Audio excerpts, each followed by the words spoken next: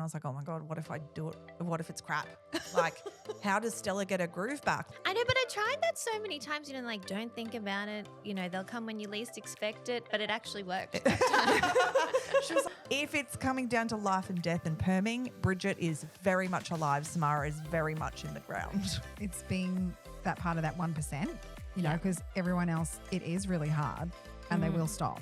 So if you can be part of that 1% that will just keep going, that's the tenacity. To be successful is like your level of grit.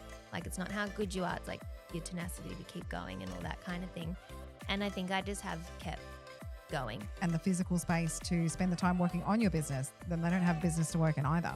Do you love it or do you hate it?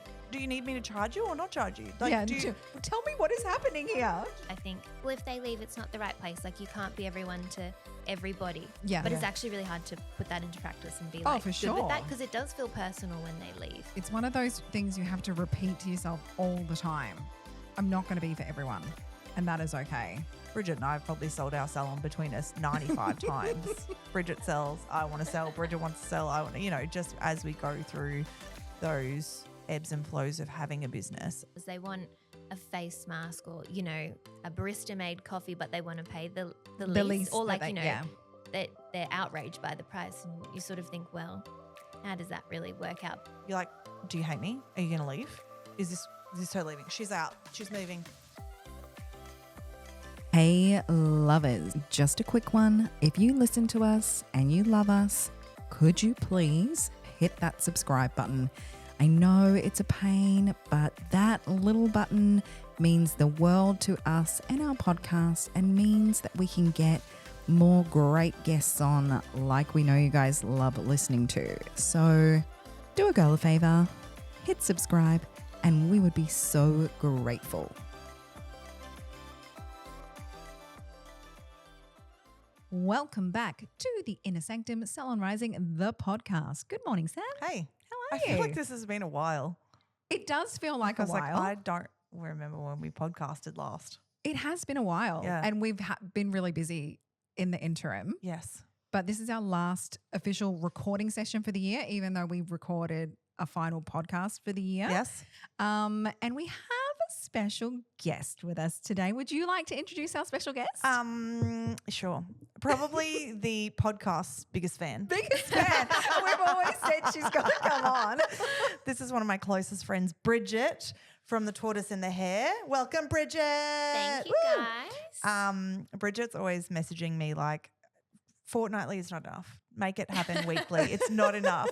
Or I'll get like little like messages saying like, oh my God, loved this, or I need more of this, or I'll have phone calls being like, I need the background story of what actually happened here because you didn't tell me enough. So I thought it was only fitting that she come on. And Bridget's had a really cool journey as well. Like super cool journey. There's really cool aspects to Bridget's ownership journey that I can't wait for us to delve into. So I'm really glad we've got her here. Thanks, man. Thank you for having me. I feel a bit nervous. Bridget's also a part of, there is a very close group of us on the Gold Coast that, I was like to say catch up all the time, but we've caught up like once this year. So, but that we're really close. But in actual life, that is how often people who are close get catch up these days. 100%. We're constantly sending each other messages like, oh my goodness. Is your salon burning down? Who's for sale this week? What I'm struggling with this, or I need support on this, or I'm celebrating this. So that chat box, sometimes you walk away from your phone and you come back and there's like 95 messages and you're like, oh, I'm so behind, go. So that group, we always talk about how important community is, and that group is such a big part of mine. And just being able to kind of, when things are going wrong or things are going right, or you need to bounce off somebody, like I'm so grateful for our family. They'll all eventually be on, but trying to get any one of them, like this was booked in for months. I know. It's because you've got too many best friends. We just have to wait for our time. No, but I'm obviously hung up about it. I'm working through it. Bridget literally says it, must say it like on concert. I've just never met someone that's got so many best as close as deep as friends. Have you? She was like, no, she is a special hub. One day she was like, can we do that one where it's like suspect running? And she was like, has 85,000 best friends. I was like, dude, every time Bridget's like, you have too many best friends. I'm like, well, yes, I do. But I'm good with it. I'm good with it too. Bridget's like, but which one is your bestie's best friend? Like, I'm like, the other day we had an opening for our girlfriend who opened a new salon. I was like, I really have to be out of there by 4. It's my best friend's birthday. And Bridget's like, of course it is. And I was like, no, this one is a godparent of my children, has been my best friend for like 20 years. They were like, okay, that one's acceptable. Now we're going off timelines. Yeah. We're not- Well, just to decide on the day, Bridget. All right. So tell us a little bit of your journey starting at the beginning because, you know, you cruised along to a point and then all of a sudden you were like, I'm going all in and built the new salon and everything. So start from the beginning. So I basically saw a salon that was for sale, or it wasn't even for sale. It was just empty. It had been a salon for like years and years, like a really old mum, dad kind of salon. And he used to go to the coffee shop next door like every day, and then it suddenly was shut. I was like, oh, that's a bit weird. I was working an admin job at the time. And then So you weren't in Hare then? No, I'd had like a little break for like a year. I was just doing hair at home at that point. Where did you – I actually don't know this part of your story. Where did you train? In Brisbane. Yeah, okay. So I'd done my apprenticeship at a salon for 7 years and then I moved here and then I worked in a salon for a year and it wasn't like I wasn't sold on it. So I was like, maybe I'm not into hair. Maybe I should try something else. So I did that and then, I went past this salon and I'd been doing a few people at home and then it sort of got me thinking like, oh, that could be like a cool little salon. It's in Palm Beach, which is like getting a bit trendier, up and coming now. And then it was actually my nana who knew someone who went there because everyone there was over the age of like 75. And she found out awkwardly that she had died. This lady had randomly died out of the blue. She was about to retire, dropped dead, and without sounding like I swooped in. She swooped in. Swooped in. Perfect opportunity. But it was She died and I went. Yeah. My landlord was pretty full on, so the husband still had to pay the rent and everything, even though she had died. So that's a weird clause if you ever getting into a business. Make sure you don't die because you still have to keep paying. So he was so happy to sell it. So he sold it for really minimal just to even get out of the lease and, be done with it. But they kind of had to sell it too for them. They were still beholden to the lease even though she was dead. Yeah. Far out. I know. See, you can't get out of a lease. That is actually terrifying to anyone that's listening. If you're in a lease. I don't know if it was just my landlord or if that's just the general go, but yeah. So far out. Okay. So then, basically a week or I think it was 2 weeks later, got the keys and I started. Wow. And you started just you? Yes, it was just me for like 4 years. So it was like the world's oldest salon. The clients bought their colours in with them from the supermarket. God, and I used to put their tints on and do a lot of perms. Bridget's like, I remember in the beginning of Bridget's like, if they ever need a class for perming, I'm going to be teaching it. I'm going to be the master. And I was like, absolutely, because I've done one perm in my entire career. And I'm pretty sure it was just so my teachers could just be like, sign her off. Like, she's terrible, just sign her off. She's never going to touch one again. Yeah. I used to do like 4 a day leading up to Christmas. Quite good at them. She's very good. She I can don't wind mean to brag, but I can wind like perm. nobody's business. If it's coming down to life and death and perming, Bridget is very much alive. Samara is very much in the ground. Exactly. Yeah. So I eventually just started like getting in new clients and that, trying to update it a bit. But I still actually kept most of those people just as like my bread and butter. And they were so easy, like just really easy going, come every 4 weeks, 6 weeks kind of people. And then, Because it really has changed in our industry so much. Like we were talking the other day on our chat, Bridget was like, oh, today I just did a basic half head of foils. It was amazing. Like no face framing, no bizzo, just chuck in a half head of foils, quick tone, be done. And she was like, why do we do so much fancy work? It's so good. Just your basic, like you forget how much of just that basic work. Bread and butter work. Yeah. And how much more work it actually is to do that extra services. And I probably hadn't been charging. We do now, but you just kind of gradually add in a face frame and you just sort of do it for free because Yeah. that's just what's expected. Or Well, you just go, half head now includes a face frame, whereas you forget that putting a face frame in takes like 20, 30 minutes. Well, when she said she didn't want one, I was like, how do you even do that? Yeah. Like, everyone wants one. How does one not face frame these days? It's so true. Yeah. As an industry, can we come off face framing so that we can make that shit faster? I feel like that's the way it's heading. Face frames are getting smaller and smaller and smaller Yeah. and smaller, and Thank God. Thank God. Yeah. Oh, bless you. Bless you over there in the corner. We have a little baby in the corner and You're she's so just like living her funny. best life. Best. Okay, so then you were by yourself for like 4 years. Yeah. I also, if you feel comfortable, I love this part of your story.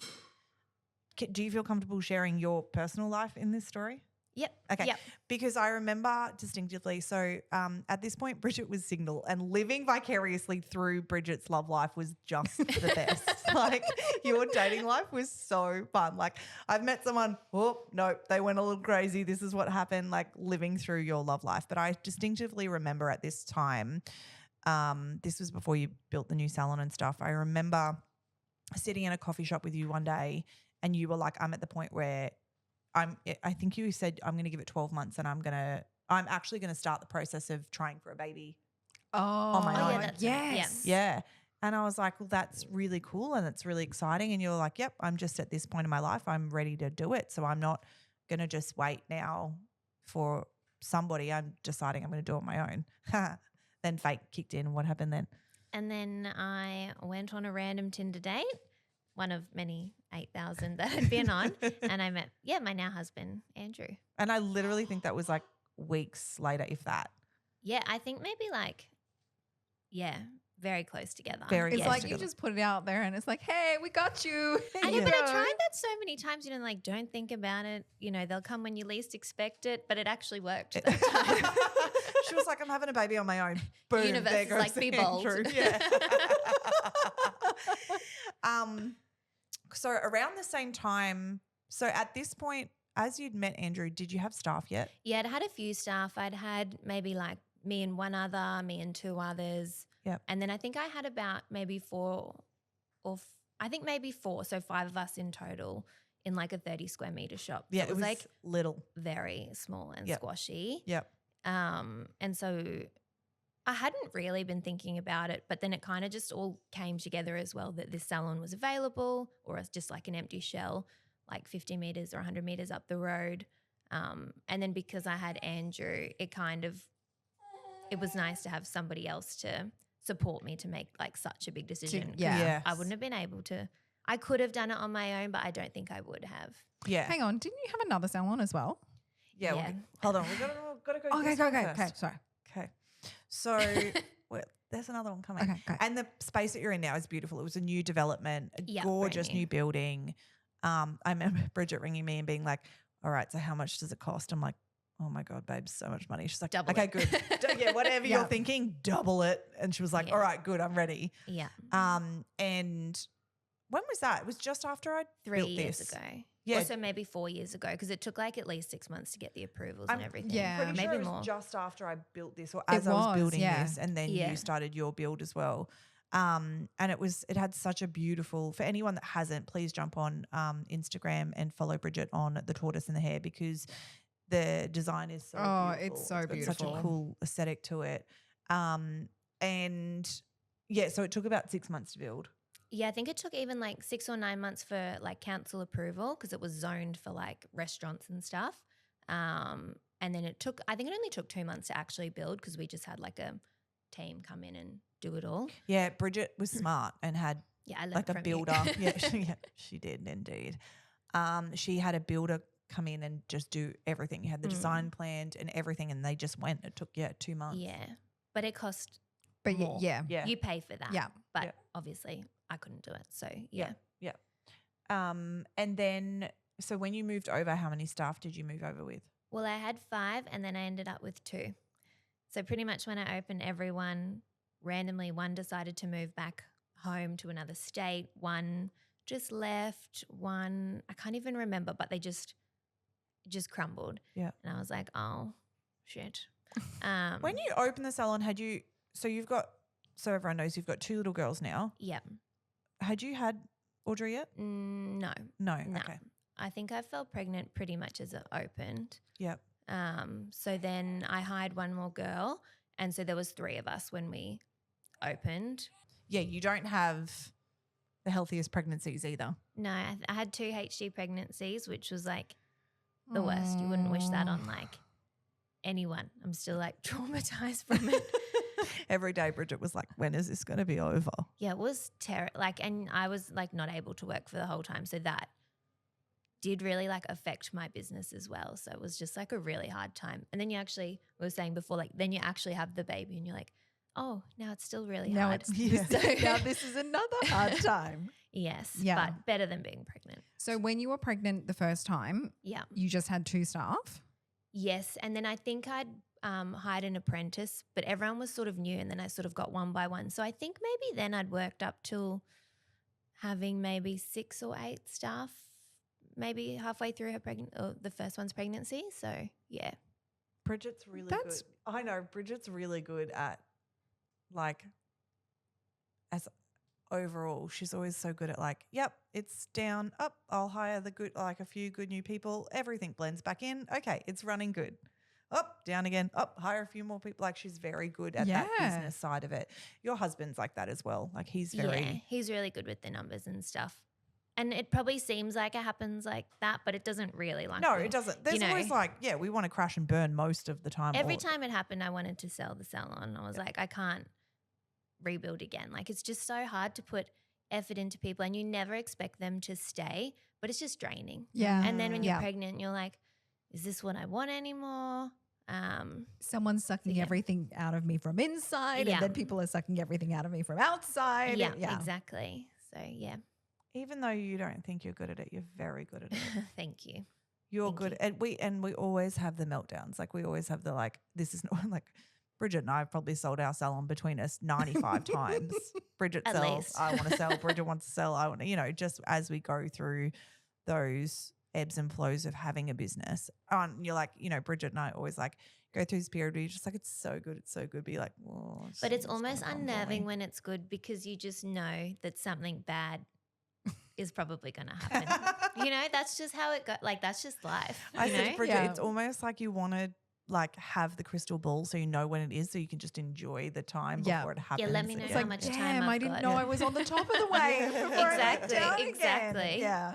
Let me know, like, is it a month? Is it like 6 months? Like, I don't want to fear it the whole time and then it happened and be like, damn it was long. Like, I could have enjoyed this. Yeah. And I feel like even COVID, we didn't realize that it was actually a really good time because we had so many clients. Like people were like begging to come. And I feel like in the last 6 to 12 months, like we had a really tough couple of months in June, July, like when it all like went really quiet. And I was like, oh that's right. Like it's hard to get clients, whereas before it was easy, but the staff were hard. It was kind of different ball game. The cost of living is so much. I truly believe, and we've spoken about this many times on the podcast, I truly believe that this is a time where we are feeling it as for sure. an industry. Like, it's a lot quieter than what we've seen in, and it's across the board. We've said that across the board. Yeah. The cost of living is definitely, it's increased and we know it from everything. We know mortgages are extreme. We know rents are extreme. Like we can see that the cost of living is dramatically different to what it used to be. So yeah, I think it is an interesting time for us because during COVID, everybody had kind of surplus funds. The government was giving money out. We didn't realize, and everyone was like, "Please let me have my hair done." Whereas everyone's kind of like, "I'm gonna go natural." Yeah, everyone's like, "I'm gonna go natural." And they want the most, like they want cocktails, they want a face mask, or a barista made coffee, but they want to pay the least, or like that they're outraged by the price, and you sort of think, well, how does that really work out? But they're just a bit uneducated. Because salons have just gotten more is expected. Like you think back to your first salon. Yeah, I think I did instant coffee. Yeah. I think I remember going in and being like. I'm pretty sure I did. I don't think I even had it. Pod machines weren't even that popular then. We did instant coffee when we worked where we like. We had a pod machine. No, not before that. No, in where I trained, where you worked, where I met you, it was just instant coffee. Yeah, that blew my mind. It was instant coffee, a tea bag, and then box juice that you put into the container and then you fill up with water. That's right. Oh my God. Yeah. But you definitely didn't get like a piece of homemade Rocky Road, or like, not that my salon does that, but you didn't even get a biscuit or like, it was just like a cup of tea. Yes. Yeah. Whereas now, it's cocktails and the snacks and it's just expected. But then obviously all of the prices need to increase too. And I speak to people about this, what our costs used to be. Yes. To what our costs are now are dramatically different. Yeah. Everything is more expensive and we need more and we're doing more and we have more and we've got all the different stuff to make the salon run and the computer systems and even FPOS fees. Yeah. It's extreme. I know. We've been tossing out whether to pass them on to the client or not. And my husband thinks like, no, you just have to absorb it. But then I sort of think, but why? Like the coffee shop does it. Like lots of shops do it. And I don't really, I go like, oh, it's probably a little bit annoying, but I don't carry cash. So it's the convenience of it. Would the client rather pay for it at the time or do I put the prices up $1? I don't know. Yeah. And it's that, either way, I feel like you have to include it. Yeah. It's just whether or not you're saying, okay, it's this and then here is your surcharge, or if it's just or this, you just put the prices knowing up. that your prices But then when you put the encompass prices it. up, the price of the FPOS goes up because the more you put through the FPOS. Yeah. It's Yeah, just that's like so a true. never-ending cycle. But anyway. Yeah. It's crazy. And it's just because it's getting so expensive. It's not just like it used to be. Like it's getting expensive. Every transaction is, you're spending, $80, $100 a week on just FPOS fees. Yeah. And it's, it all adds up over 12 months. When I do the budget sheets and I actually see how much we spend on bank fees, you're just like, oh my goodness. Yeah. That feels extreme. Yeah, it is crazy. Yeah. So in a short period of time, you did a lot. Like your life changed. You met Andrew. Yep. You got married. You had a baby. You built a salon. You built the salon, yeah. You had another baby. Like you've had. Yeah. But in all of that, you also had another salon too. Yes. I bought a salon in Brisbane, which was where I did my apprenticeship. And I bought that. It settled just before, I think I signed the contract just before I fell pregnant with my first. And then once it all settled, I was pregnant and like dying in a corner. And I was like, oh God, what have I done? What made you do that? I just thought the salon was going really good at the coast. And I thought, why not? Why not? Put more on my plate. I think I wasn't falling pregnant. So I was like, well, this might be a little project. It's a pretty small salon as well. It was more like my first salon. It's been in the area for like 35 years. I already knew the clients. Yeah. And I'm from Brisbane, so I knew that like some of my friends and family would go there. Yeah. Yeah. So I just thought, why not? And then you fell pregnant. And then I fell pregnant and was so sick. So we ended up renovating that salon, like pretty much not gutting it, but like taking everything out, refreshing the whole thing. And then, it was just so hard. Someone was always off sick. That was during the middle of COVID. So, when you had like a sniffle, you'd call in sick. Yeah. And because I was so sick, I was like, I can't just go to work. Yeah. And I think I might have even had Audrey by that point. But I just found it really hard I just didn't want to leave her as much as I thought I'd just go back to work. You just don't? Yeah. Yeah. Yeah. So how long did you have that space for? About a year.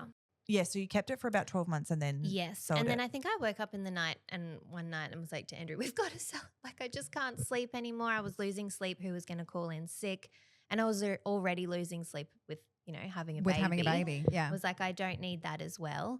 So I was lucky to sell it to like an investor couple and everything was like ready to go for them. So I felt really guilty because I had obviously – that wasn't me, by the way. That was my baby just burping. But yeah, I sort of had to do what was best for my family. But obviously I felt horrible only having it for that long because my boss had had it for like 35 years. I kind of felt like I'd let her down. Yeah, but you went in there, you shook things up, you refreshed it, Yeah. ready to go. I remember you doing all of these policies and procedures and everything to get it exactly where you would want it if you bought it. Yeah. And it was, even through all that, it was a smart business move. You were able to like refurb it and sell it and make a profit off it. Yeah. And so it was worth, in the end, the hard work that you put into it and the sleepless nights. Who knows? Was it worth it? No, probably not. Probably not. You know, it's if I hadn't done it, I would have always wondered, you know. Yeah. So wonder no more. Yeah. I think a lot of people do that. I'll get a second salon. They're like, ooh. I think you have to be the right type of person. I'm a very anxious person and worry about things that don't happen or sometimes do happen. And you can't really be like that with 2 salons because there's always something happening. Yeah. So if you can like handle stress, then yeah. And those things don't phase you and you just kind of flow and it's not so connected. Yeah. Yeah. Whereas if someone would call in sick, obviously you'd want them to have the day off, but you're like, oh my God, like I would just spiral. Yeah. So now where are you at? Where am I at? Yeah. So you've done the whole journey. So now Yes. how many what's your team look like now? I have 6 people on my team. So I've got a manager. She had a salon for 17 years and she does some clients and then just manages the girls. Well, not just, but that's a huge job in itself, and the clients. So she's like our salon coordinator as well. And then, I've got 5 full-time seniors as well. Yeah, huge. You got no apprentices at the moment. I was just going to say No. that. No apprentices. Yeah, okay. No. And how do you feel? I feel good. The girls would love an apprentice. Yeah. I just know it's such a huge commitment, and the salon's doing really good right now with the number of people we have. Like it's so if we keep progressing, our next person would probably be a senior. I think the wages are really hard right now because most of the people that have applied when we've put a position out have been an adult apprentice. An adult apprentice is are like so the expensive. exact same price as a senior, and I sort of think, well, you You'd rather just have get a senior and they could do 1 or 2 clients a day Yeah. and do all the other stuff. Like it doesn't really make sense. Yeah. Yes.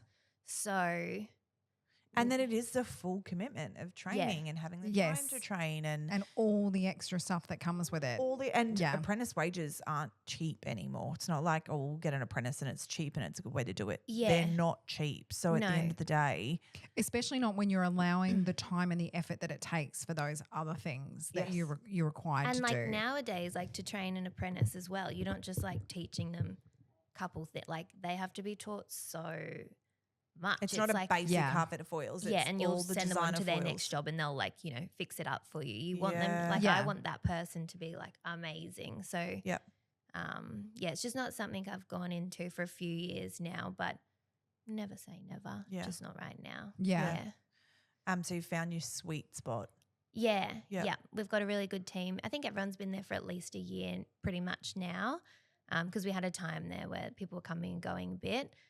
So that was really hard too, because then the clients go, they don't like the inconsistency. yeah. And I'd love to talk into you, like, because obviously you had a salon that was just you for so, like, we've spoken about this. You had a salon. I was the same way with the original Lasarella. And you have a salon that's you for so long, but there's only so much you can do that for without also starting to build the business. Otherwise, it's exhausting. Like you can't. It can't Otherwise, you're be just you burning all yourself of the time. out. You burn yourself out. Yeah. And it's so hard on the other side of that to come off more, because then you feel like you have the judgment from clients that things are changing. You and I have spoken about that. Yeah. It's hard because you feel like they just think you're sitting at home having a coffee. And even if you are, you sort of think, well, I've been doing this for 10 years. Like, maybe I want to have a coffee. Yeah. But, there's so much that goes on behind the scenes. You just need more time to get stuff done for the salon, or just like brain space to think about it. But you do feel guilty. And I actually don't think about the clients. I feel guilty for my staff, thinking that they're working harder than me, because physically they probably are, but mentally, it's different. Yeah. It's all that Because without you doing the back stuff, they actually don't have a job. Yeah. So, it's that whole, like, if you don't have that space, that intellectual space and the physical space to spend the time working on your business, then they don't have business to work in either. Because sometimes you think, yep, they're on the floor more, but then you go, oh my goodness, this stuff that I do full time. Like sometimes I'm like, oh man, just going in doing 38 hours and walking out would be magical as well, because of all of the other things that need to be done. So are you back in the salon now?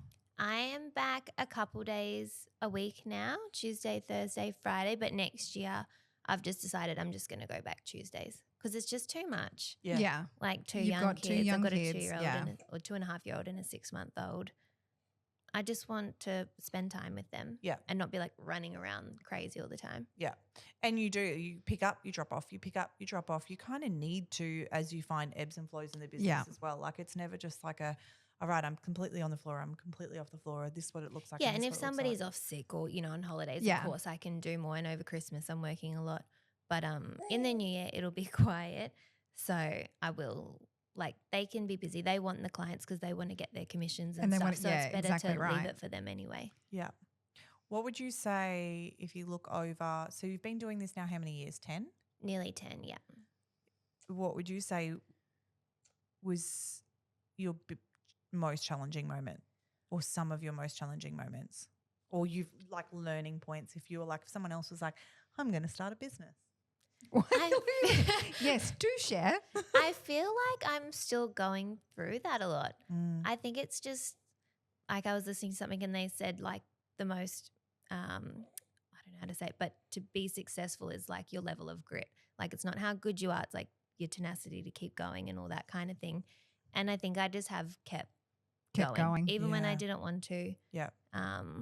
I've just kept going. And lots of people do stop. And like I've wanted to a lot of times. And if you could just sell a salon like that, I would have sold it, a lot of times. But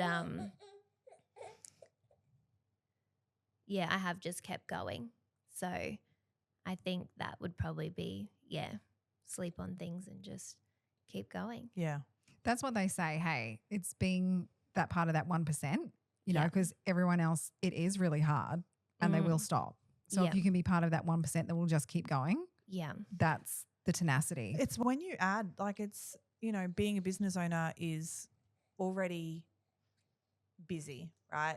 So you have a business, you grow a salon, and as I said, Bridge did everything within a short period of time. She met her person, she built a salon, she bought a salon, she had a baby and then she had another baby and then she did this all with building staff and, so it can feel like sometimes it all feels, it's the mental noise. Yeah, it's actually, the mentality of it all is harder than the actual. I could work until I was like blue in the face. Working hard doesn't worry me, but it's the like sleepless nights, like, are we going to get more clients? It's quiet this week. Is that person happy? Like she seemed a little bit sad when she left. Like, we were talking about this the other day. It's hard not to take that on because I care.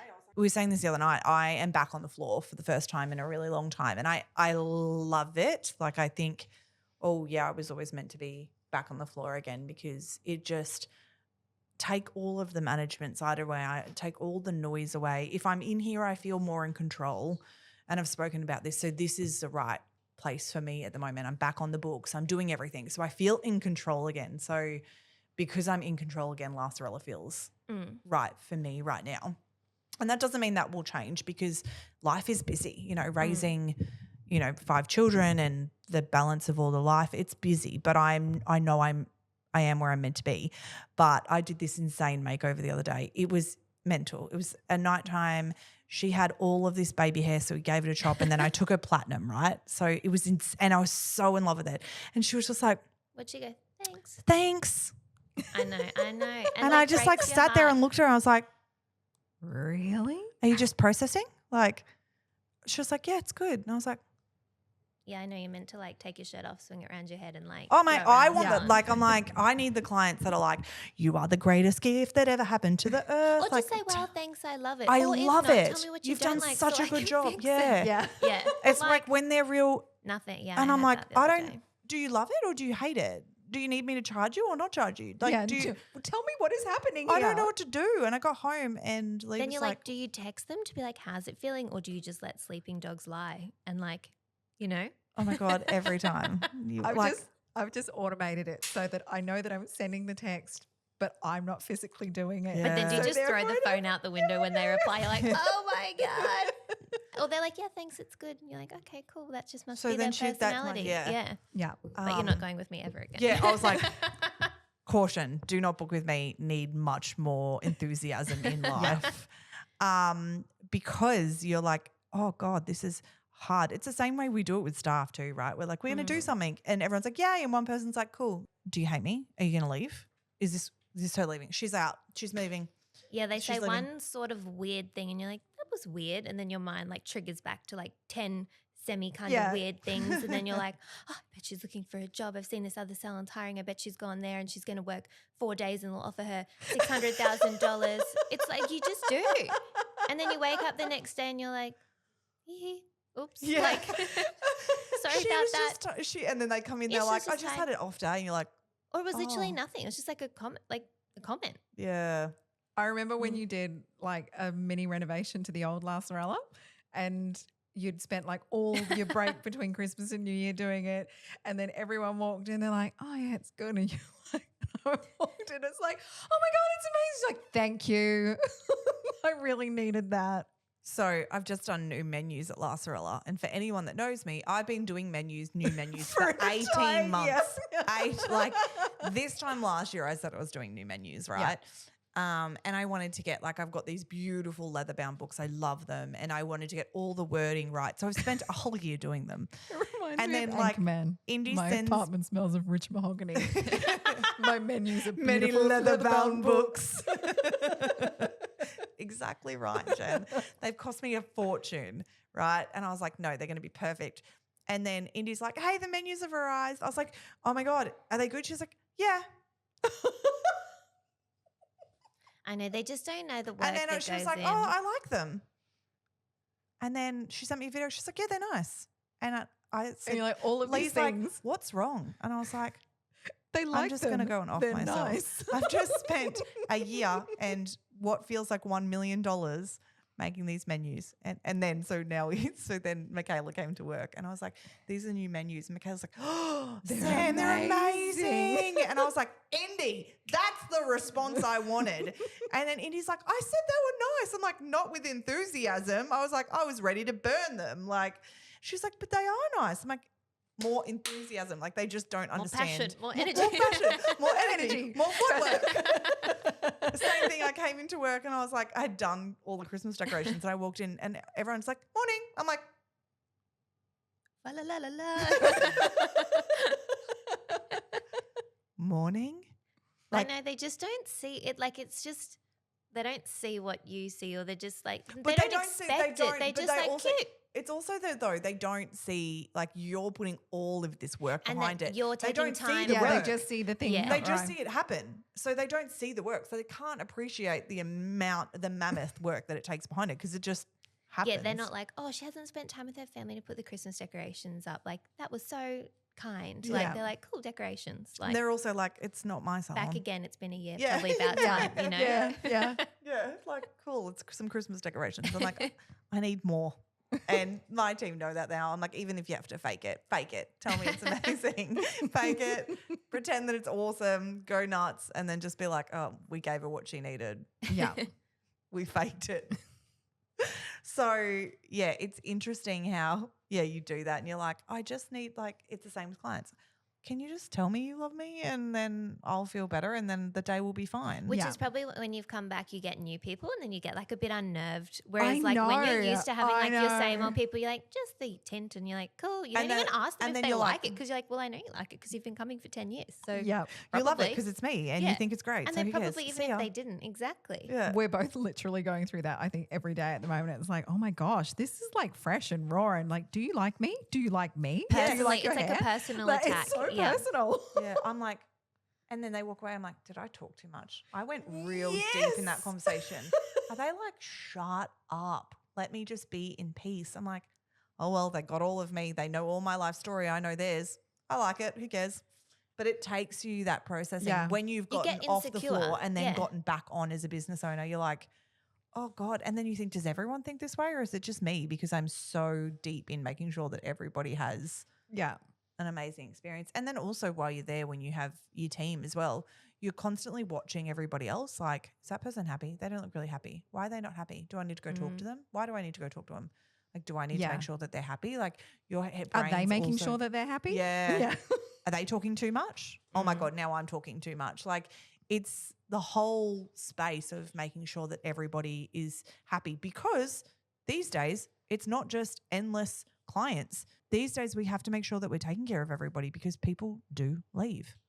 Yeah. But it's kind of stressful that you feel, I sort of think too, in my mind, I think, well, if they leave, it's not the right place. Like you can't be everyone to everybody. Yeah. But it's actually really hard to put that into practice and be Oh, like for good with that sure. because it does feel personal when they leave. Yeah. Are we talking about clients leaving or staff leaving? Both. Yeah. Yeah, both. Yeah. Both. And I also feel like, again, when staff leave, you get an influx of new people. When clients leave, you get an influx of new people. Like we have having the most beautiful influx of new clients at the moment that is just. It's always for the best or like fine in the end, Yes. but until you But it like doesn't mean reach it the doesn't other feel- side. Oh, until you reach that it. way When at you're the in it time. and you're in the thick of it, you're Yeah. just like, what? This is, I You're don't like, wanna what are they doing that I'm not doing? And then you like, it's that insecurity thing Yeah. again. It's also the comparison as well. Like, I think that's when I would say to anybody, and this has been a big turning point for me in 2024. I'm not everyone's cup of tea and I'm getting good with that. Like I never used to It's a be. hard pill to swallow. It's one of real those hard. things you have to repeat to yourself all the time. Yeah. I'm not going to be for everyone. Yeah. And that is okay. And that's okay. And it's It doesn't not feel okay, Yeah. but you just have to keep saying it, right? Like, how are you with that? I'm not okay with that. Everyone has to love me. We're like quite similar like that. And I'll pretend that I don't care, but of course you care. Like, you totally who care. doesn't care if someone doesn't like them? Yeah. I don't know. Those people are magical unicorns because I am like deeply Unless they're affected. Oh, mean. they're Except when they're like lying. mean, you're like, I don't care if you don't like me. I'm not for everyone. But when they're nice and they're not happy, you're like, oh, Yeah. I don't know. Yeah. Maybe it happens as you get older or something, but I'm getting pretty old. Surely feel I like- should be there. Yeah. It's like always like the older I get, the less I care, but I actually do care. I just am thinking about it less. Yeah. I don't think you And care Maybe less it's as you get older. subconscious, yeah. In my old age, I can say that I do not care less, but I'm coming more comfortable with it. being with it. Yeah. Okay. So yeah, I think even, you know, it's a salon can be such a reflection. It's, you know, they're so personal and it's such a reflection of who we are in our own spaces that's why people don't realize how it can affect us as well, right? Because Yeah. It's draining. Yeah. And then you have clients that leave and most people don't say anything. They just go and then Yeah. you're friends with them and then it's really awkward and they don't want to have the conversation with you or why they left. And there's just like this elephant in the room and you just forget it forever, right? And until you have clients come back. So I had a client come back this week and she had left and gone with an old staff member. And she's now back and she's like, I feel sick about it. Like, and I was like, did you feel sick about it when you left me the first time? But sometimes they just And feel she's like like, a change. Well, like, yeah, but like you were on mat leave more. I'm like, yeah, but you still left. So I hope you feel sick about leaving me for the first time as well. Because I also had to deal with that on the other side. But I think you've just got to get and think that's where you get to. You get to the point where you're just like, I'm not going to let it affect me anymore because my business will still run.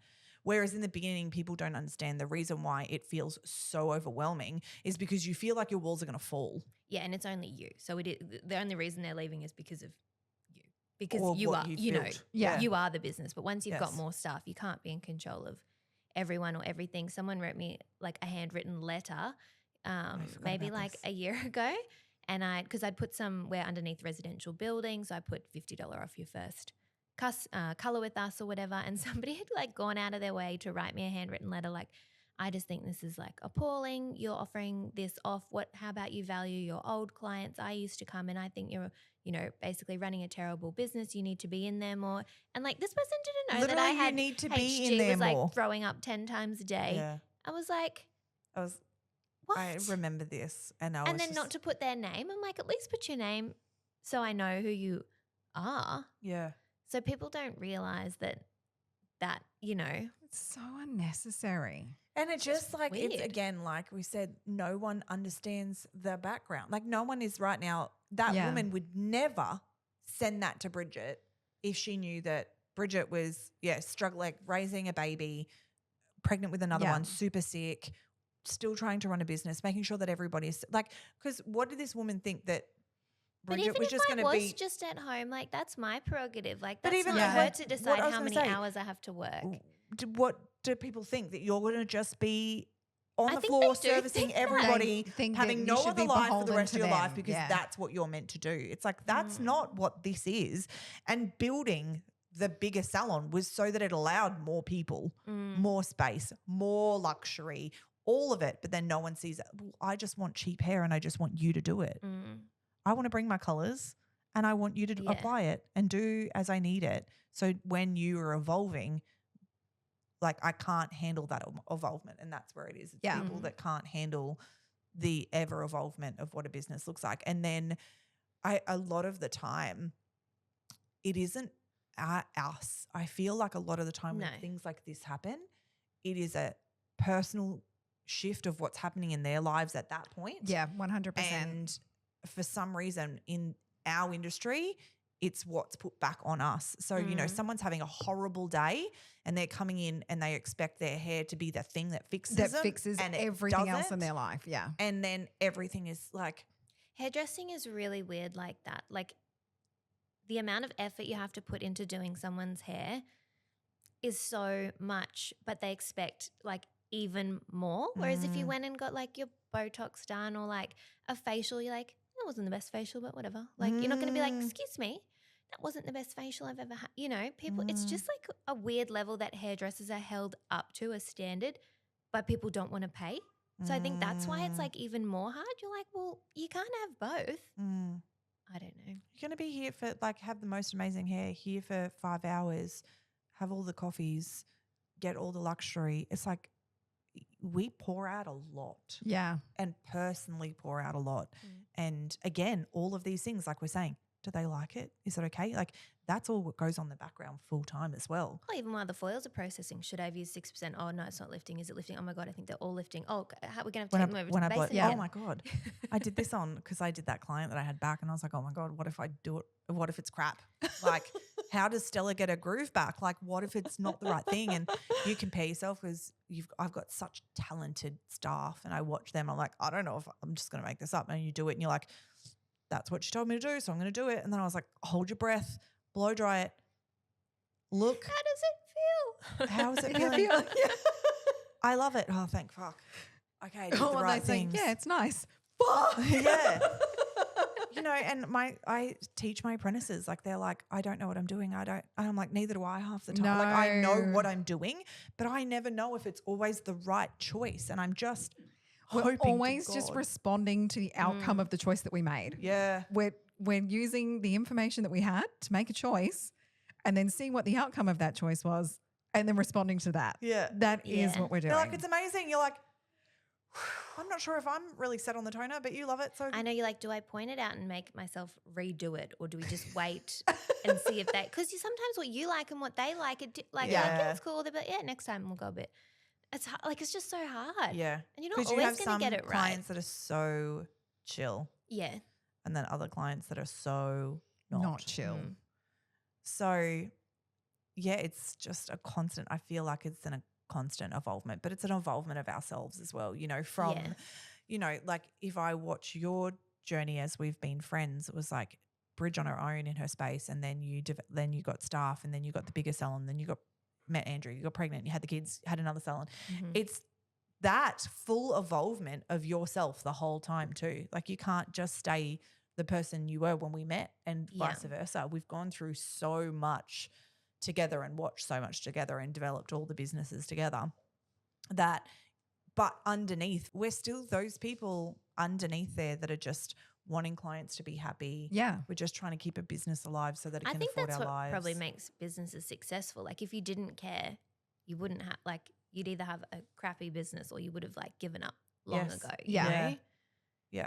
It's caring that makes it hurt, but it's also caring that will get you through it. Yeah, exactly. Yeah. If you didn't care, your business wouldn't, especially in such a service-based industry. Yeah, for sure. You know, and you probably noticed like coming back, like I noticed because I'd had a bit of time off, basically like 3 years when I had the kids, like things that were happening that weren't like bad, but I'm like, oh, I don't like when the coffee cup's left there, like when the clients, when it's empty. And like, is that really a big deal? No, but when I'm there, I can be like, oh, hey, like, do you mind if we just, you can't pick up on everything like that if you're not in the salon. Yes. And you can't like be looking at the camera at home saying, can you move that coffee cup? You know, even though you want to.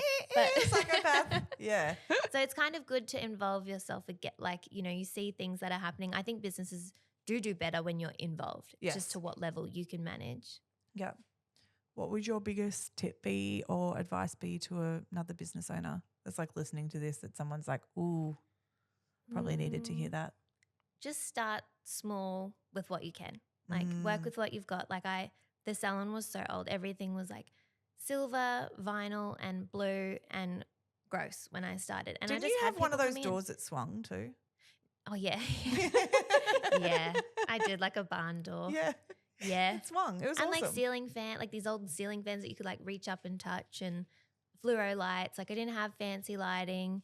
But that's how we all started. Like you don't need to think have back like to where I was in the beginning. Yes. Same thing. Like we took the salon over on a Saturday and we started working by the Tuesday. It was like a coat of paint, and we thought it was the greatest thing that And it ever was. happened. Yeah, I was like It so was. proud of my like little salon, and I think people see on Instagram like beautiful salons and that, but you can't like it's hard for us to like for me to fill a salon of 100 meters. I need to have staff to make it successful. Whereas you can start in a smaller space and just work your bum off and you know just be you. Like just start small and just keep going.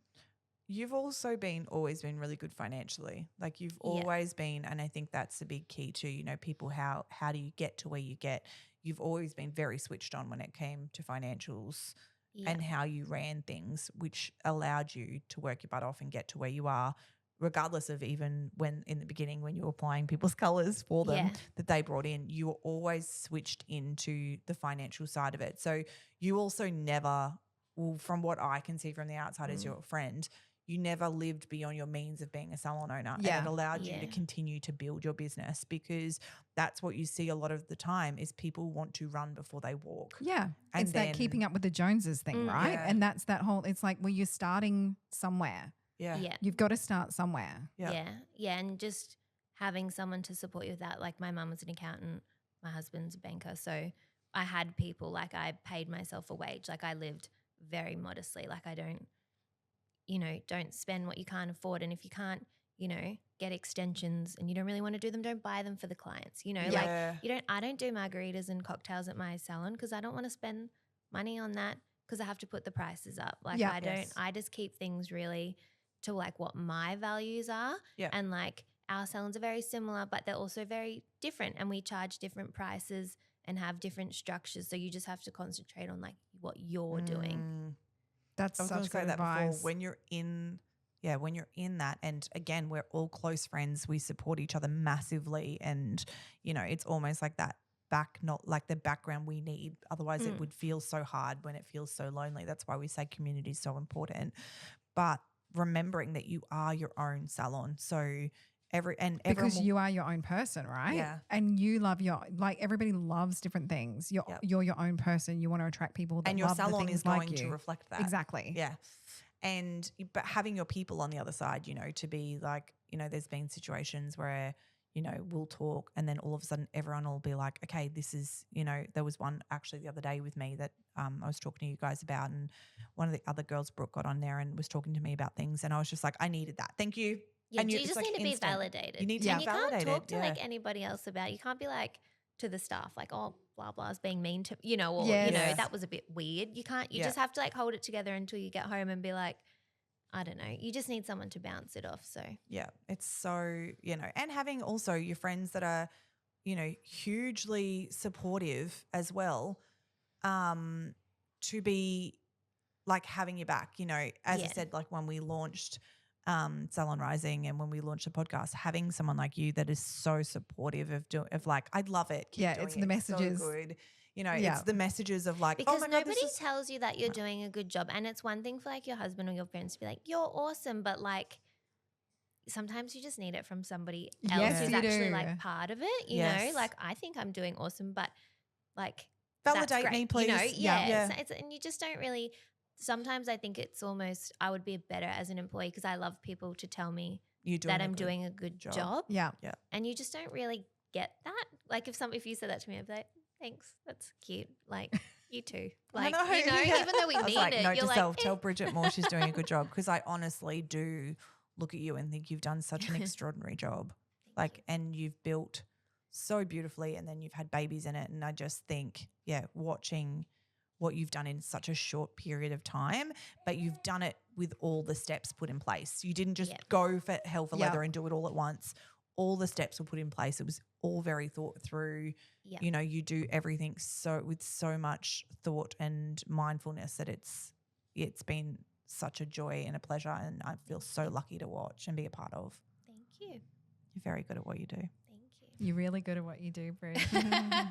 Thank you.